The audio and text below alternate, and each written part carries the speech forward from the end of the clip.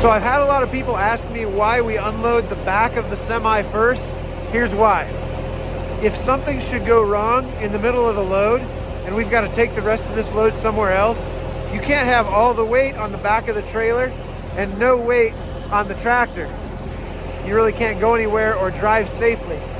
And we do need to move the trailer mid-load, so it's much easier to back up and pull forward if we've got weight on the tractor, rather than having 25,000 pounds on the back of the trailer and no weight on these wheels here that need to make you move.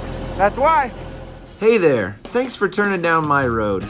If this is your first time here, my name's Carl. My little brother and I both work for local farmers full time, but we both also farm together with our cattle herd and our hay operation. Everybody's involved, from the smallest to the biggest. If you don't have the joy of farming yourself, I'd love to help you experience it through this channel. Whatever your background, you found the right place. This is Dodge Brothers Farm and Ranch. Hey Kaylee, what are we gonna do? Make syrup. She's absolutely right. One of the first signs of spring in Iowa is when the sap starts to flow in the maple trees. So we've got our buckets hung up on the trees here at the house. We're gonna collect sap from our buckets and start cooking it down to make maple syrup. All right, the first thing we need to do is sneak up on one of these buckets and see if the sap is dripping. So let's look in there. See, there's some little chunks of tree bark in there, but we'll filter that out before we make the syrup. All right, so we're just gonna collect our sap into our bigger bucket and take it down to where we're cooking. Yeah. What's it look like, Andrew? Water. Looks like water, doesn't it? Mm-hmm.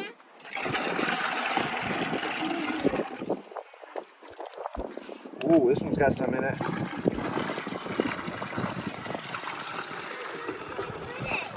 Oh, that one's got a lot in it. You can carry that bucket? Yeah. All right, let's see. There's about probably 2.5 gallons in that bucket. You're going the wrong way, Andrew. The sugar shack's over there. He might get there. He probably will.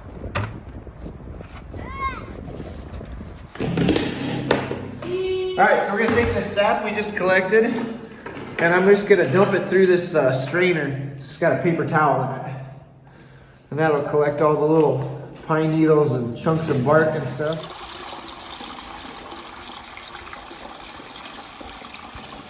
All right.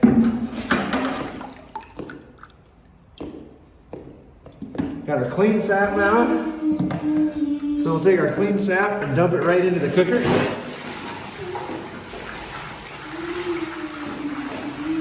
Time to make a big hot fire.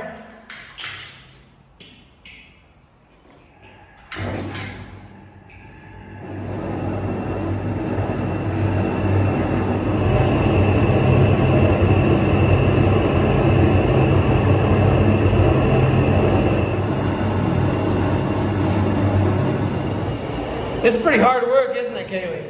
Yeah. It's really starting to smell pretty good, wouldn't you say? Yeah. All right, which pan do you think is the new sap today, and which pan do you think I already boiled a bunch of sap on the other day? Already boiled new pan. That's right, you can see how clear this is. It looks like water still. And this is starting to get that brownish, that brownish glow to it already. Kind of yellow colored. The sugar's getting more concentrated in this pan, and it's a lot more water still in this pan. Okay, so we've already got everything that we've collected boiled down into these two pans. This one's getting pretty low, so I'm gonna dump it into this one, and we'll finish it off for the day.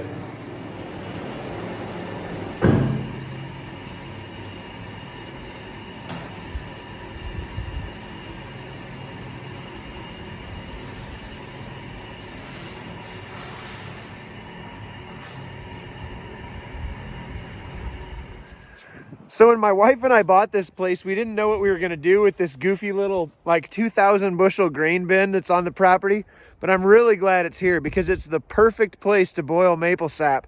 the steam goes right up and out the top. You can't really see it right now, but when it starts to get dark at the end of the day, you can see the steam billowing up out of the top of the bin.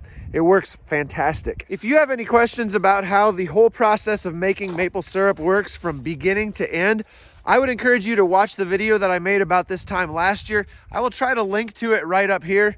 If I can't figure out how to do that, down in the description of the video, you'll find a link to that video that explains the whole process of how we make our own homemade maple syrup. One of the things that I love about making our own maple syrup is this time of year. The weather starts to get nice. You can go outside and enjoy being outside, but it's not all out mayhem getting ready for corn planting yet. Speaking of corn planting, I have spent the entire last week at a friend's shop working on our corn planter. We're adding an entirely new system to the corn planter to put on nitrogen fertilizer. I can't wait to show you how that's going to work.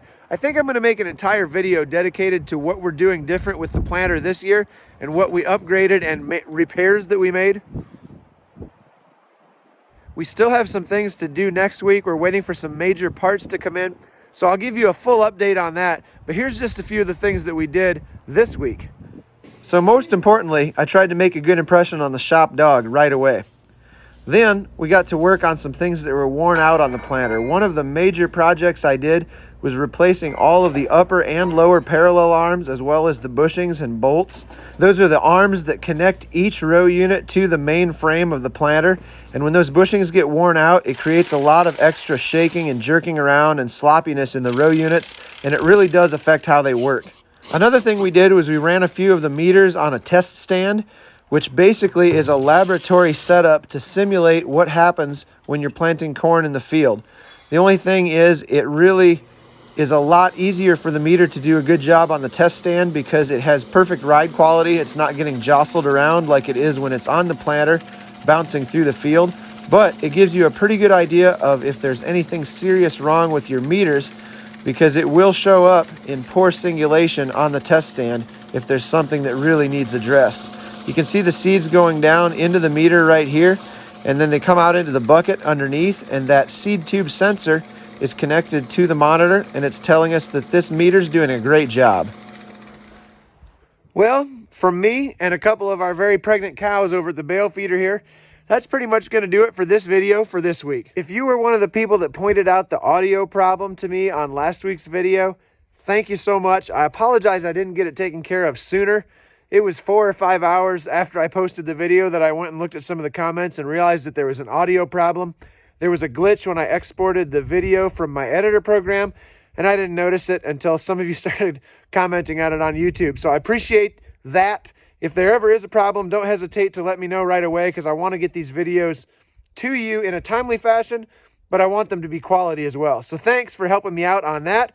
Thanks for watching this video. I hope you go back and watch last year's maple syrup video if you haven't seen it yet, or if you just want a refresher course on how to make your own maple syrup. Thanks for hanging out with me this week. I'll see you next time.